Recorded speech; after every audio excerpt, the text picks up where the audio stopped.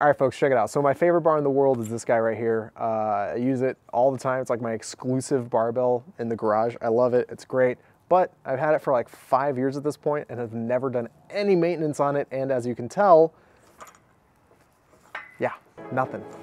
So let's fix that. This is a Bomba V2 barbell from Fringe Sport, local company here in Austin. Katie got it for me for Christmas 4 or 5 years ago, along with the rack that it is on and those competition plates in the corner, kilos obviously. It's important to take care of this thing, and I've been putting some miles on it and have not done any maintenance. So let's fix this thing up. Realistically, to take care of these things, you don't really need much. I've got some rags, which I may or may not use. I've got some brushes, which are probably more reasonable to use on like the knurling. I don't think there's gonna be anything so caked in underneath the sleeve that I need to like take a wire brush to it. Honestly, the main two things you're gonna need are like a grease. So like I use the 3-in-1. I've used other greases in the past, like more aggressive, like machining greases, but like 3-in-1 is fine. It's gonna be just fine. And a really good pair of snap ring pliers. Like I've bought cheap snap ring pliers before and the tips bend, and then you just want to just light yourself on fire instead of actually doing anything with your barbell, because it becomes an incredibly frustrating process when you're just trying to get in there. And I've had most of those frustrating experiences when my brother and I had our affiliate, and we would, you know, on a regular basis, take apart, clean up, maintain the barbells that we had. And those Rogue barbells are amazing, but it was a real pain. I don't know if that's improved. Honestly, I have no idea, but I do actually have one of those original Rogue barbells in the garage as well. That one needs a lot more than just a little bit of love, and maybe I'll do that later. But for now, let's focus on this guy right here.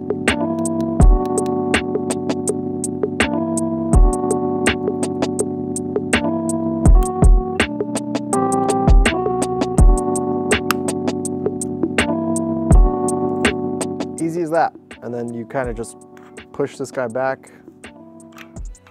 This little cap comes off, goes right there, and then bing. And from there, like, that's basically it. We can just get right into it. So now we've got our, we've got the end of the sleeve off, and from here on, it literally just slides down the bar.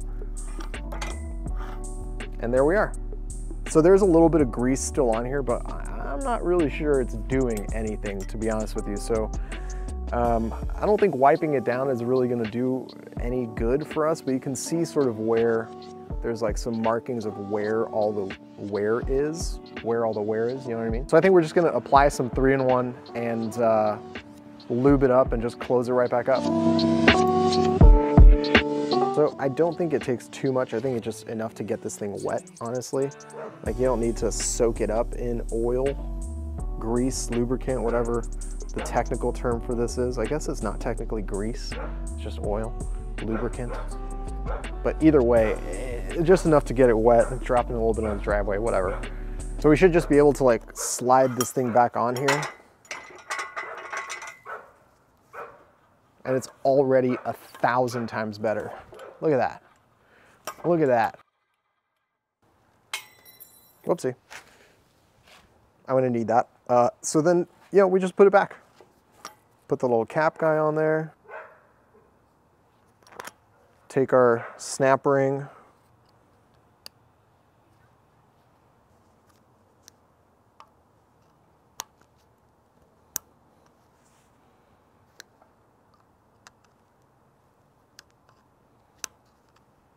Get it in there, and it's seated, and there it is.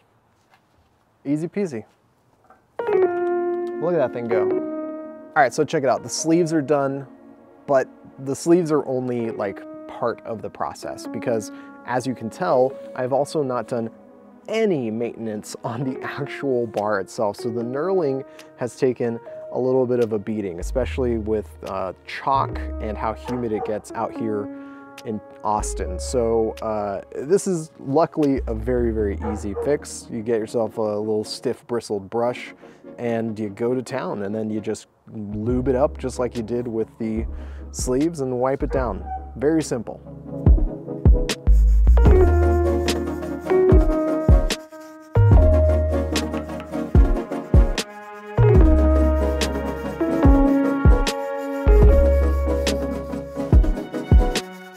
thing is also to make sure you're just breathing in all of this good stuff. This is really good for you. I mean, we're talking dead skin cells and chalk and rust in like a powdered form.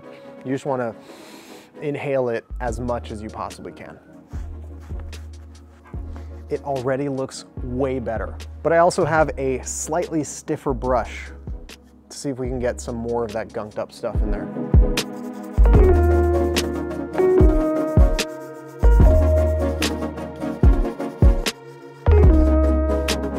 So once the majority of all that gunk is gone, which it looks like it just about is, same deal.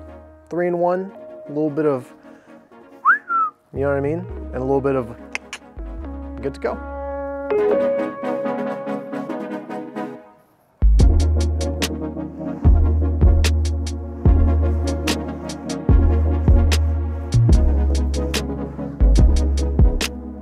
Check it out. It's not perfect, it's not brand new, but it certainly looks real nice, especially when you compare it to what the previous end would look like, right? So this is what it would have looked like before, just a few minutes ago. Kablamo.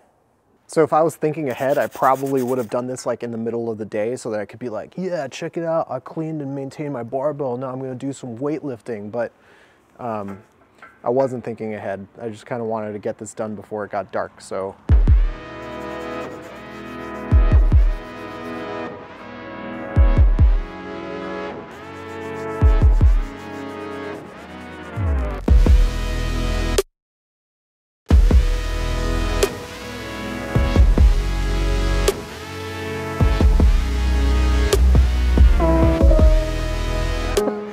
You look like you're in workout clothes.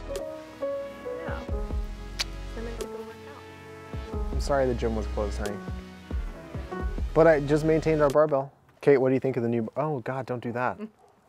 So we're losing light real quick. Easy peasy, that was nice. Whole thing start to finish was like maybe half an hour, 45 minutes.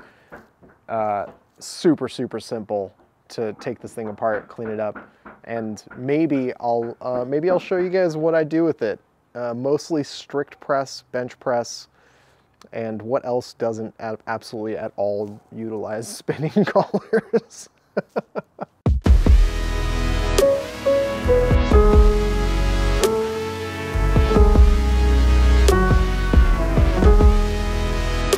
You didn't really think I was going to leave this thing out here, did you?